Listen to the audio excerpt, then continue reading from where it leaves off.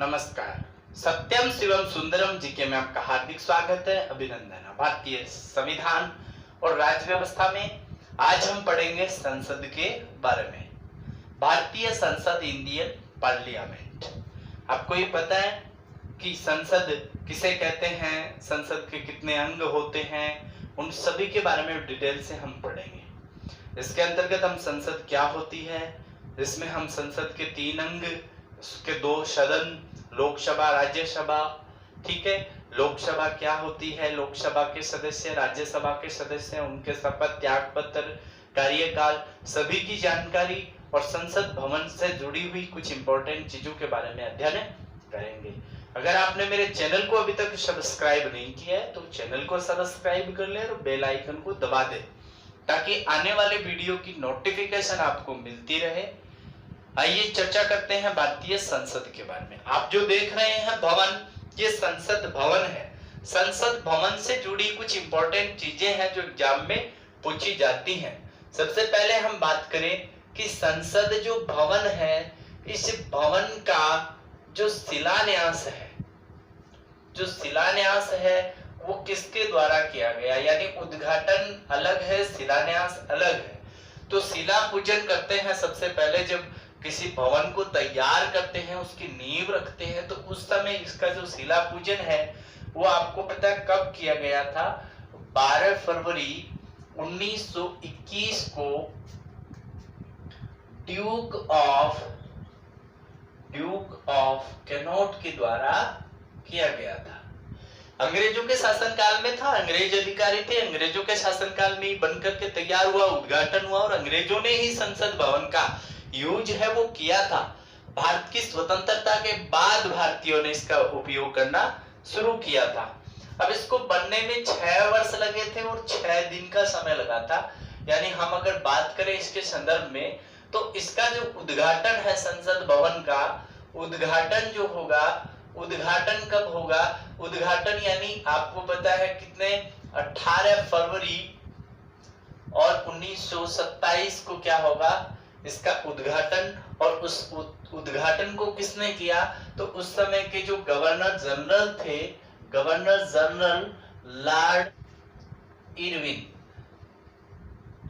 Irwin के द्वारा इसका उद्घाटन जो है वो किया गया था। गांधी इरविन पैक्ट भी हुआ था, वो भी हम पढ़ेंगे। इसके अलावा हम बात करें कि संसद भवन जो है, भारत में जब स्वतंत्रता का आगाज हो गया, स्वतंत्रता मिल गई, स्वतंत्रता के बाद भारत में आम चुनाव हुए 1952 में, तो उन आम चुनावों के बाद में प्रथम जो संसद है, इस प्रथम संसद का गठन किया गया था।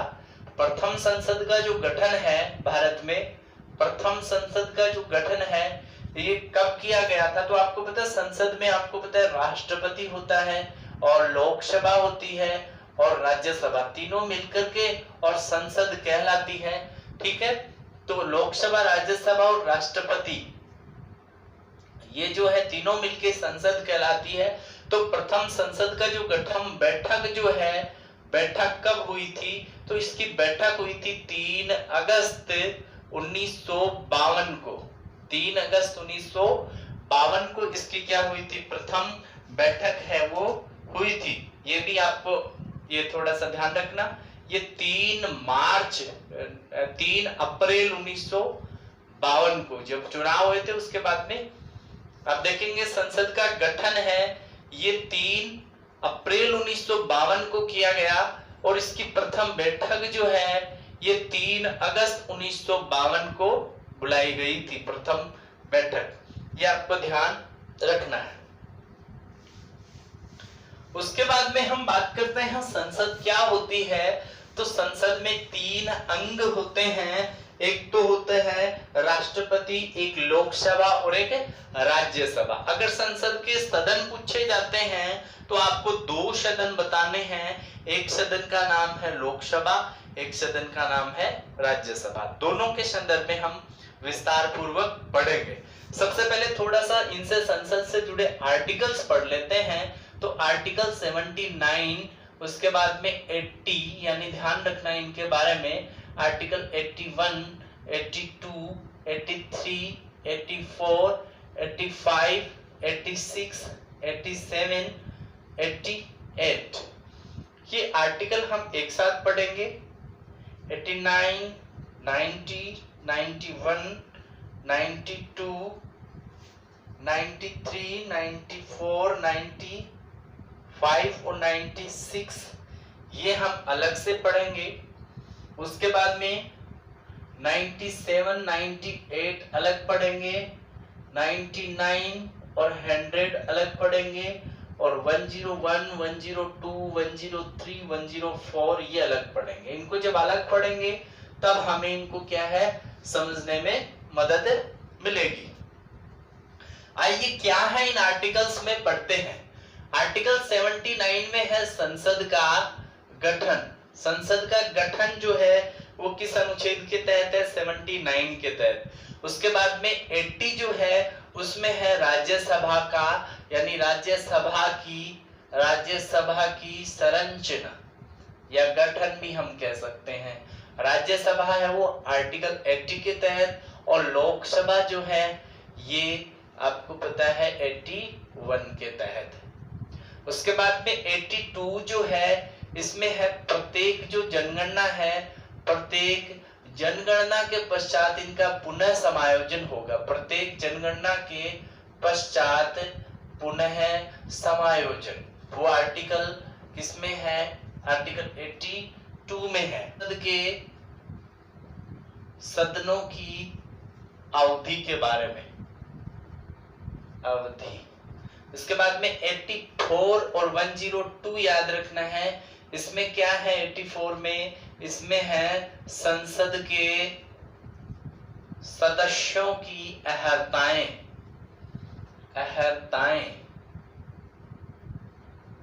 ठीक है। अहर्ताएं जो है वो इसमें है, और निहिरताएं है वो 102 में है। इसमें अहर्ता, उसमें निहरता, इसमें योग्यता, उसमें कुछ अयोग्यताएं हैं। 85 हमने पढ़ा है राष्ट्रपति लोकसभा को भंग कर सकता है। राष्ट्रपति लोकसभा को भंग कर सकता है, तो भंग करने का है।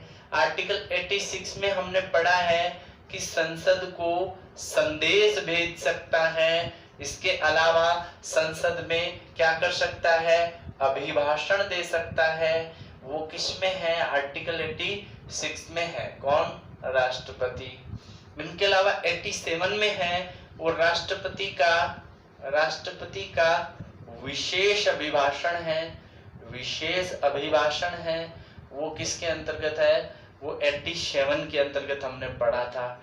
आर्टिकल 88 में क्या है? आर्टिकल 88 में संसद जो है, संसद के संदर्भ में जो मंत्री हैं, और मंत्रियों के अलावा जो आर्टिकल 76 में हमने पढ़ा था महान्यायवादी, तो आर्टिकल 76 का महान्यायवादी और मंत्रियों के संदर्भ में जो प्रावधान है इन दोनों के संदर्भ में वो आर्टिकल 88 में है, ठीक है। उसके बाद में हम बात करते हैं 89, 90, 91, 92 के बारे में। ध्यान रखना 89 में जो प्रावधान है वो 93 में है।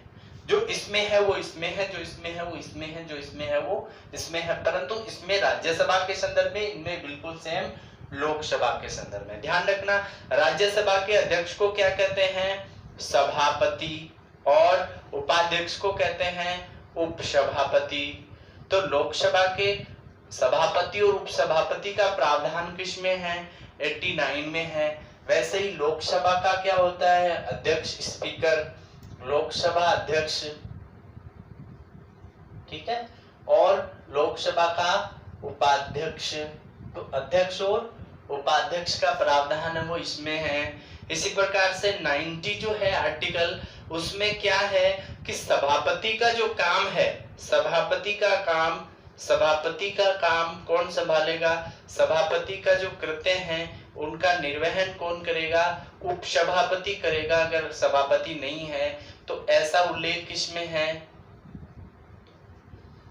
ऐसा उल्लेख आर्टिकल 90 में है। तो अगर लोकसभा अध्यक्ष नहीं है तो उसकी जगह पे उसका जो कार्यवाहक जो है वो उनका काम संभालेगा। तो इसका जो प्रावधान है वो किसमें है? 94 में है। लोकसभा अध्यक्ष के कृत्य को कौन संभालेगा?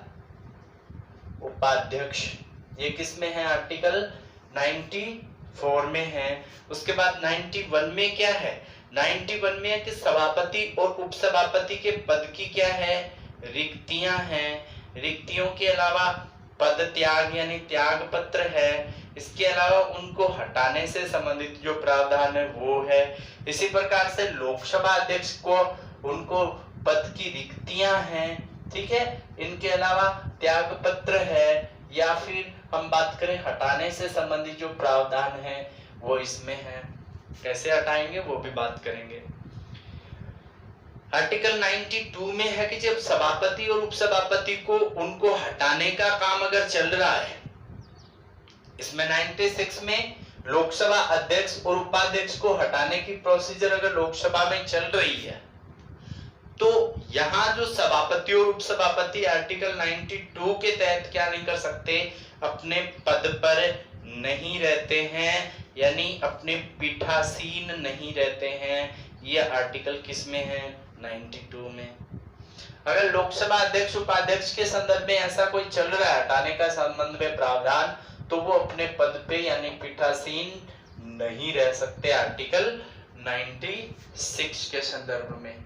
तो इस प्रकार से आपको पहले 88 तक याद करना है, फिर ये 4 याद करने हैं। बिल्कुल सेम टू सेम 4 प्रावधान इसमें है। उसके बाद में हम इन आर्टिकल्स के बारे में भी थोड़ा प्रकाश डाल लेते हैं। सबसे पहले हम पढ़ते हैं उसके बाद आर्टिकल 97, 98, 99, 100, 101, 102, 103 और 104। आर्टिकल 97 जो है उसमें आर्टिकल 97 में राज्यसभा के सभापति, उपसभापति, लोकसभा अध्यक्ष और उपाध्यक्ष, उनके वेतन, भत्ते, उनसे संबंधित बातें हैं आर्टिकल 97 में, दोनों के, लोकसभा और राज्यसभा दोनों के। और 98 जो है उसमें संसद का सचिवालय, संसद का सचिवालय आप देख रहे हैं जो संसद भवन है, ये इस प्रकार का संसद भवन है। और ये जो संसद भवन है, ये संसद भवन पूरा का पूरा क्या है? राउंड में है। इस संसद भवन में आप देखते हैं कि जो पूरा का पूरा राउंड में है संसद भवन। और इस संसद भवन में आप देख रहे हैं बाहर की तरफ इस प्रकार से ये पॉल्स हैं, खंबे हैं। और इसके जो भवन है, इसके भवन में इस प्रकार के ये जो कक्ष हैं यानी मीटिंग हॉल हैं वो इस प्रकार के हैं। उनका इस प्रकार का डिवाइडेशन इस प्रकार से है कि यहाँ पे अध्यक्ष बैठता है या सभापति बैठता है जब उनकी मीटिंग होती है तब, और ये उनके चारों ओर इस प्रकार से ये उनके सदस्यों के बैठने की जगह होती है। ठीक है, तो ये संसद का जो सचिवालय है, संसद भवन है, उसके संदर्भ में हमने पहले भी थोड़ी सी बातें की हैं। उसके बाद में आर्टिकल 99 और 100, इसके अंतर्गत संसद के जो सदस्य हैं उन सदस्यों की जो शपथ है यानी प्रतिज्ञान है उनके संदर्भ में। ठीक है, आर्टिकल 100 कहता है कि जब संसद के जो संसद है उसमें मतदान चल रहा है या सदस्य हैं उन सदस्यों की रिक्तियां चल रही है तो भी क्या होगा? रिक्ति चल रही है, मतदान चल रहा है तो भी संसद है, संसद की कार्यवाही है वो चलती रहेगी, रुकेगी नहीं। कौन कहता है? आर्टिकल 100। आर्टिकल 101 क्या कहता है? वो कहता है सदस्यों की जो रिक्तियां हैं वो किस में है? रिक्तियां हैं वो 101 में है। हमने आर्टिकल 102 को आर्टिकल 84 के संदर्भ में पढ़ा था। इसमें क्या है? संसद के सदस्यों की निहारताएं, ठीक है, वो किसमें आर्टिकल 102 में है। आर्टिकल 103 है संसद के सदस्य जो हैं, सदस्यों के संदर्भ में जो अयोग्यताएं हैं, निहारताएं हैं, अयोग्यताओं का जो प्रश्न है, उन प्रश्नों का समाधान किसके अंतर्गत होगा, आर्टिकल 103 के अंतर्गत होगा। और आर्टिकल 104 जो है उसके अंतर्गत क्या है कि आर्टिकल 99 में हमने पढ़ा है कि संसद के सदस्यों की जो शपथ है वो होगी, परंतु अगर आर्टिकल 89 के तहत अगर संसद का कोई सदस्य शपथ लेता है या शपथ लेने से पूर्व या शपथ लेने के बाद अगर उसको अयोग्य घोषित किया जाता है या उस पर कुछ बैन लगाया जाता है और उसके बावजूद भी वो सदस्य है, वो संसद में बैठक में क्या ले लेता है, भाग ले लेता है या वो मतदान करता है, तो ऐसी कंडीशन में उसके खिलाफ क्या की जाएगी, कार्यवाही की जाएगी। ये किस में लिखा हुआ है, ये आर्टिकल 104 में है। तो ये संसद से संबंधित कुछ महत्वपूर्ण आर्टिकल्स हैं। उसके बाद में हम बात करते हैं संसद में। हमने चर्चा की कि कितने अंग है संसद के, तो 3 अंग हैं। एक अंग है राष्ट्रपति, एक लोकसभा और एक राज्यसभा। तो आपको सबसे पहले हम पढ़ते हैं संसद के अंग।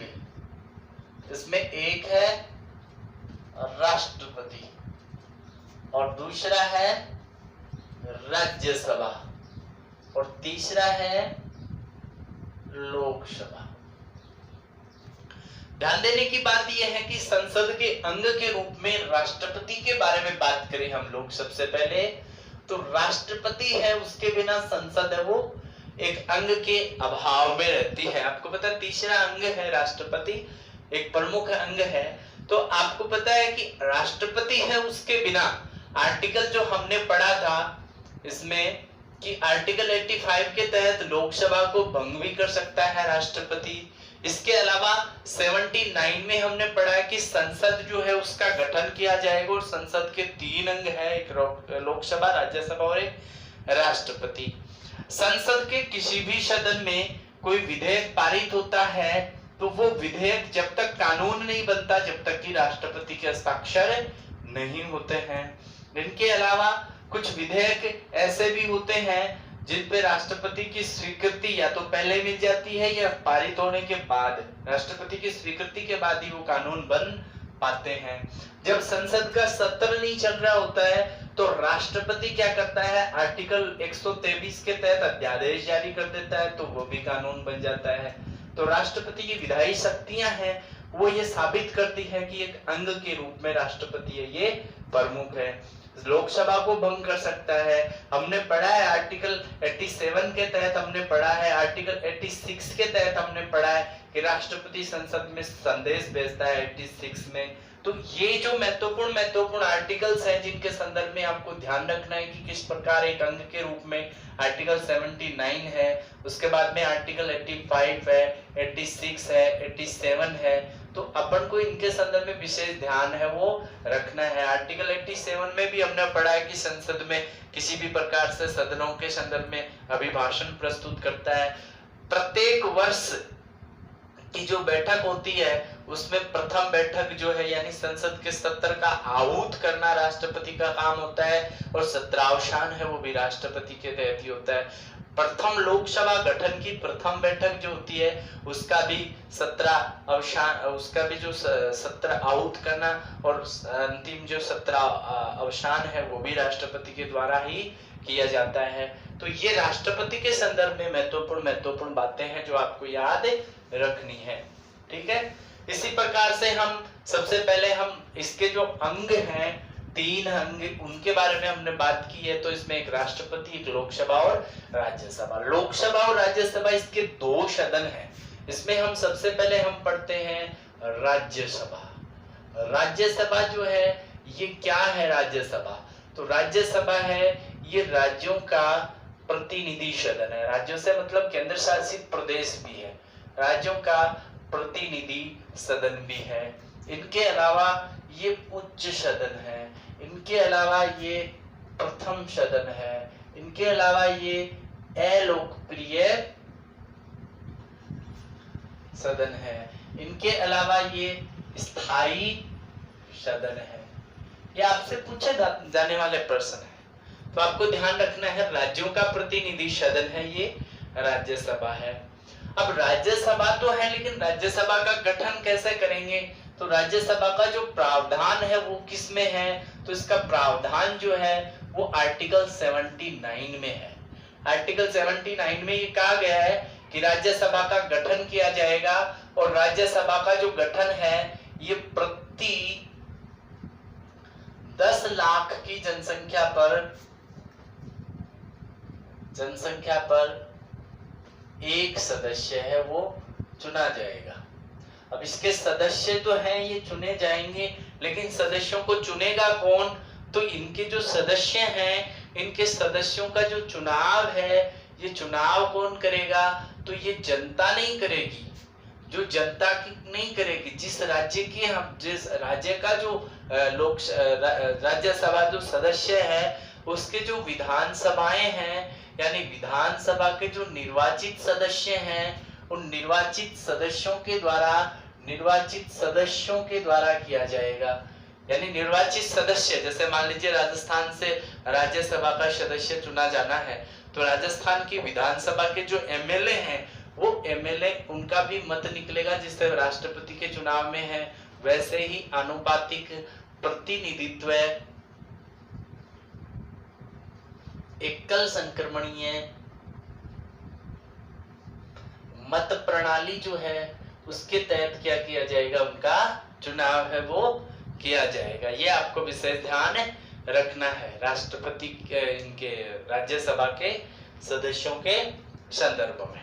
ठीक है, 10 लाख की जनसंख्या पे एक सदस्य। चुनाव कौन करेंगे? उस राज्य के विधानसभा के निर्वाचित सदस्य करेंगे। कौन सी प्रणाली से? आनुपातिक प्रतिनिधित्व एकल संक्रमणीय मत प्रणाली से है वो इनका चुनाव है वो करेंगे।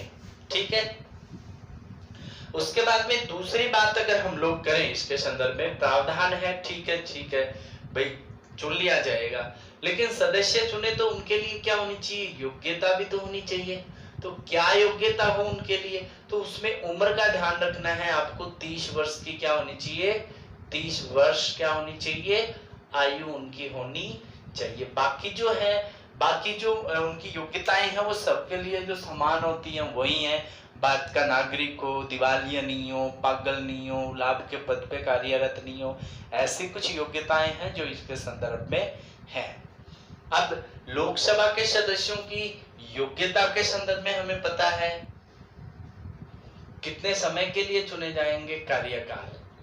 कार्यकाल में हम देखेंगे कि उसमें राज्यसभा का सभापति और उपसभापति और उसके बाद में सदस्य। तो सभापति है वो कितने समय के लिए चुना जाता है? वो 5 वर्ष के लिए चुना जाता है। 5 वर्ष के लिए। आपको पता है सभापति का काम है वो 5 साल का होता है। उसमें जो उपराष्ट्रपति होता है ये राज्यसभा का पदेन सभापति होता है। उपसभापति है वो इनमें सदस्यों में से चुना जाता है और उसका कार्यकाल है ये 6 वर्ष का होता है। ठीक है, उसके बाद में जो सदस्य हैं, क्योंकि सदस्यों में से चुना जाता है तो 6 वर्ष तक के लिए सदस्य इनके होते हैं। ये आपको ध्यान रखना है। उसके बाद में कार्यकाल है। कार्यकाल के बाद में हम देखते हैं कि भाई इनको शपथ कौन दिलाता है। तो शपथ में भी हम लोग देखते हैं कि शपथ जो है शपथ में सभापति है। ठीक है, सभापति को जो शपथ है वो कौन दिलाएगा? तो सभापति को शपथ दिलाएगा राष्ट्रपति या उसके द्वारा कोई भी व्यक्ति जो नियुक्त होता है वो। उपराष्ट्रपति में हमने पढ़ा है। उपसभापति को शपथ कौन दिलाता है? इसको सभापति शपथ दिलाता है। और इनको कौन दिलाता है? सभापति।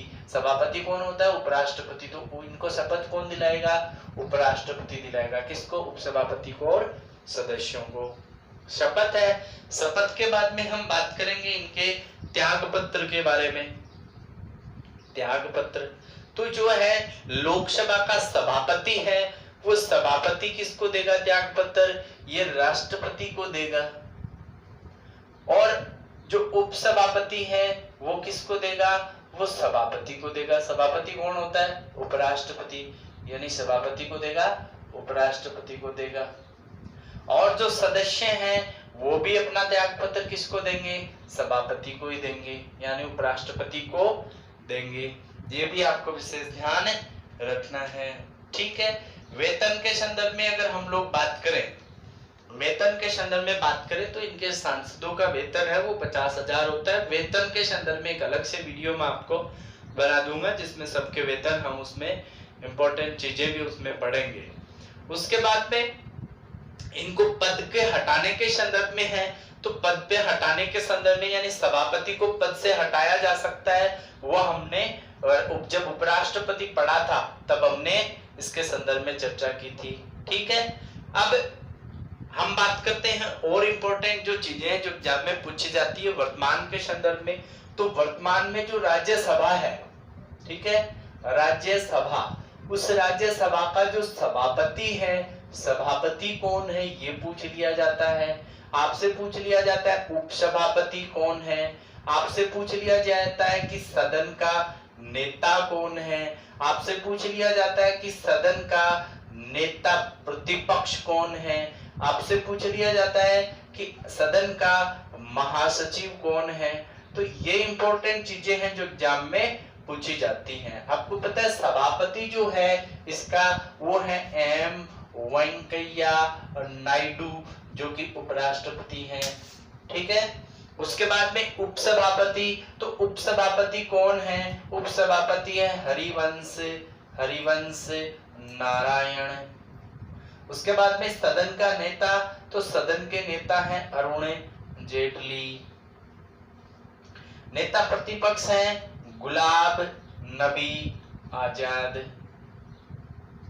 और जो महासचिव हैं देश दीपक वर्मा। यह आपको ध्यान रखना है। उसके बाद में हम पढ़ते हैं लोकसभा। लोकसभा, लोकसभा जो है वो किसका है, ये सीधे जनता का प्रतिनिधि सदन है। ये कौन सा सदन है, ये निम्न सदन है। ये कौन सा सदन है, ये द्वितीय सदन है। ये कौन सा सदन है, ये लोकप्रिय सदन है। और ये कौन सा सदन है, ये अस्थायी सदन है। पूछा जा सकता है कि कौन सा कथन लोकसभा के संदर्भ में सही है गलत है, तो पहली बातें आपको इसमें से आपको याद करनी है। इसी प्रकार से आपको पता है प्रावधान जो है, प्रावधान किस में है, तो प्रावधान है वो आर्टिकल 81 में है। इसमें राज्यसभा का जो प्रावधान है वो 80 में था और इसका है 81 में है। इसमें क्या प्रावधान है, तो हमने इसमें पढ़ा है कि आर्टिकल 81 के अंतर्गत हमने लोकसभा में पढ़ा है कि लोकसभा में इसका प्रावधान है। लोकसभा में लोकसभा में 5 लाख की जो जनसंख्या है, प्रति 5 लाख की जनसंख्या, 5 लाख की जो जनसंख्या है उस जनसंख्या पर कितने सदस्य हैं वो चुने जाएंगे, तो 5 लाख की जनसंख्या पर एक सदस्य चुना जाएगा। राज्यसभा में 10 लाख की जनसंख्या और लोकसभा में एक सदस्य। चुनाव कौन करेंगे, चुनाव करेगी जनता। कैसे करेगी, प्रत्यक्ष सीधा ही करेगी, लेकिन कैसे करेगी, गुप्त मतदान से करेगी। ये भी आपको ध्यान रखना है, कैसे करेगी, गुप्त मतदान से। दूसरी बात हम करते हैं कि भी ठीक है इसका गठन हो गया, 5 लाख की जनसंख्या पे एक सदस्य चुनेंगे हम लोग, तो सदस्यों की योग्यता क्या होगी, तो योग्यता में हम बाकी की योग्यताएं सेम है, बस आपको 25 वर्ष आयु का ध्यान रखना है कि आयु कितनी होगी, 25 वर्ष। बाकी भारत का नागरिक दिवालिया नहीं हो, पागल नहीं हो और बाकी लाभ के पद पे कार्यरत नहीं हो, ये सबके लिए समान होती है। उसके बाद में हम बात करें कि ठीक है योग्यता हो गई, चुनाव करवा लिया जाए, उनके बाद में सदस्य चुन करके आ गया, तो सदस्यों को शपथ दिलाने का काम भी होगा, या फिर वो कितने साल के लिए चुने जाएंगे, तो कार्यकाल पढ़ लेते हैं। तो कार्यकाल में वही हम पढ़ेंगे, लोकसभा का जो अध्यक्ष है उसका कार्यकाल, उपाध्यक्ष का कार्यकाल और सदस्य का कार्यकाल। तो ध्यान रखना कार्यकाल में लोकसभा अध्यक्ष है उसका कार्यकाल जो है उसमें आप ध्यान रखना अधिकतम जो है वो 5 वर्ष का हो सकता है, बाकी जो है वो सदस्यों में से चुन के आता है। और जब तक लोकसभा भंग नहीं होती या उसके हटा नहीं सकते तब तक वो अपने पद पे बना रहता है। तो लोकसभा अध्यक्ष है वो अधिकतम 5 वर्ष तक अपने पद पे बना रहता है, बाकी समय से पूर्व भी लोकसभा अध्यक्ष को हटाया जा सकता है। उपाध्यक्ष का भी वैसे ही है, जब तक लोकसभा में बहुमत है तब तक उसके जो लोकसभा उपाध्यक्ष है उसको पद पे वो बना रहता है। उसके अलावा जो सदस्य हैं, लोकसभा के जो सदस्य हैं, लोकसभा के सदस्यों का कार्यकाल है ये 5 वर्ष का होता है। सदस्यों का कार्यकाल 5 वर्ष का होता है। अध्यक्ष का कार्यकाल अधिकतम 5 वर्ष, उपाध्यक्ष का अधिकतम 5 वर्ष, समय से पूर्व भी उनको हटाया जा सकता है। ठीक है, सदस्यों का कार्यकाल लोकसभा के सदस्य 5 साल के लिए चुने जाते हैं। उसके बाद में हम बात करते हैं शपथ। तो शपथ कौन दिलाता है? तो लोकसभा अध्यक्ष जो है, अध्यक्ष, उपाध्यक्ष और सदस्य, तीनों के बारे में बात करेंगे शपथ की। तो अध्यक्ष जो है उसको शपथ कौन दिलाता है? तो कोई नहीं दिलाता। उपाध्यक्ष को भी कोई नहीं दिलाता। सदस्यों को कौन दिलाता है? राष्ट्रपति दिलाता है। ये एग्जाम में पूछी गई बातें हैं जो आपको ध्यान रखनी है। क्यों नहीं दिलाते लोकसभा अध्यक्ष और उपाध्यक्ष को शपथ? क्योंकि वो जो है ये संसद के सदस्य के रूप में पहले ही शपथ ले लेते हैं, तो वो संसद के सदस्य के रूप में शपथ लेते हैं, इसलिए आपको ये बातें ध्यान रखनी है। ठीक है, शपथ के बाद में हम बात करें त्याग पत्र की। तो त्याग पत्र जो है वो हम बात करें अध्यक्ष, उपाध्यक्ष और सदस्य। तो हम बात करेंगे कि अध्यक्ष अपना त्याग पत्र किसको देता है? उपाध्यक्ष को। और उपाध्यक्ष अपना त्याग पत्र किसको देता है? अध्यक्ष को। और सदस्य अपना त्याग पत्र किसको देते हैं? अध्यक्ष को। ये आपको विशेष बातें ध्यान रखनी है। उसके बाद में आपसे एग्जाम में पूछा जाता है कि वर्तमान में लोकसभा अध्यक्ष कौन है? ठीक है, तो लोकसभा अध्यक्ष है वर्तमान में ओम बिरला। एक और इंपॉर्टेंट चीजें हैं जो एग्जाम में लोकसभा और राज्यसभा के संदर्भ में पूछी जाती हैं। तो लोकसभा और राज्यसभा के संदर्भ में पूछी जाने वाली चीजों में आपसे सीटें पूछी जाती है। सीटें, तो सीटें जो है वो राज्यसभा की सीटें भी पूछी जाती हैं और लोकसभा की सीटें भी पूछी जाती है। तो लोकसभा राज्यसभा की अगर हम बात करें तो अधिकतम कितनी सीटें हो सकती है? अधिकतम सीटें, तो राज्यसभा की अधिकतम सीटें हैं ये 250 सीटें होती हैं। लोकसभा की अधिकतम सीटें हैं ये कितनी होती हैं? 552 सीटें होती हैं। इनके अलावा बात करें कि वर्तमान में राज्यसभा की कितनी सीटें हैं, तो 250 कैसे कैसे होती हैं वो भी आपको ध्यान रखनी है। तो कैसे कैसे होती हैं? तो इसमें 250 कैसे होती है? राज्यों से और केंद्रों से और मनोनीत। ठीक है, तो राज्यों से केंद्रों से होती है 238 और मनोनीत होते हैं 12 सदस्य। अब 238 में भी आपको ध्यान रखना है कि 234 प्लस 4 यानी 4 केंद्रों से और 234 है वो राज्यों से। केंद्रों से भी इसमें दिल्ली से 3 और पुडुचेरी से 1।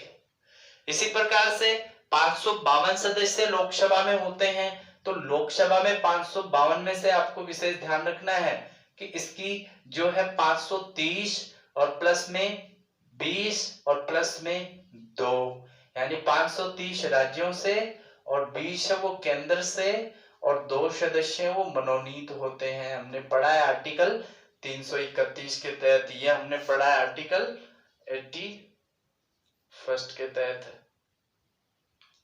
अब हम बात करते हैं वर्तमान में कुल कितने सदस्य हैं। ठीक है, वर्तमान सदस्य भी पूछे जा सकते हैं। तो वर्तमान में जो है 250 सदस्य नहीं होंगे, 245 सदस्य ही हैं। राज्यों से केंद्रों से कितने हैं? तो राज्यों से केंद्रों से अगर हम बात करें तो राज्यों से केंद्रों से सदस्य जो है उनकी संख्या इनमें कम है। ये 238 नहीं होंगे, 233 सदस्य ही हैं। ठीक है, 233 कैसे हैं? इसमें 229 केंद्रों से है, राज्यों से है, और 4 है वो केंद्रों से है। ठीक है। इसके अलावा मनोनीत कितने हैं? तो मनोनीत जो कुल 12 सदस्य होते हैं वो मनोनीत हैं। लोकसभा में कुल कितने सदस्य हैं? तो लोकसभा में वर्तमान में 545 सदस्य हैं, 552 नहीं है। कैसे हैं? 530 तो हर राज्यों से। उनके अलावा केंद्रों से है वो कितने सदस्य हैं? 13 सदस्य हैं वो केंद्रों से हैं, और 2 सदस्य हैं वो मनोनीत हैं, एंग्लो इंडियन। तो कुल कितने हो गए? 545 सदस्य हैं वो कहाँ है? लोकसभा में है। तो ये लोकसभा और राज्यसभा से संबंधित कुछ इंपॉर्टेंट बातें, राष्ट्रपति से संबंधित बातें जो संसद से संबंधित है। इसमें अगले टॉपिक में हम संसदीय समितियां, संसद के जो इसमें जो बैठक होती हैं उनके संदर्भ में कई इंपॉर्टेंट चीजें उनके बारे में हम पढ़ेंगे।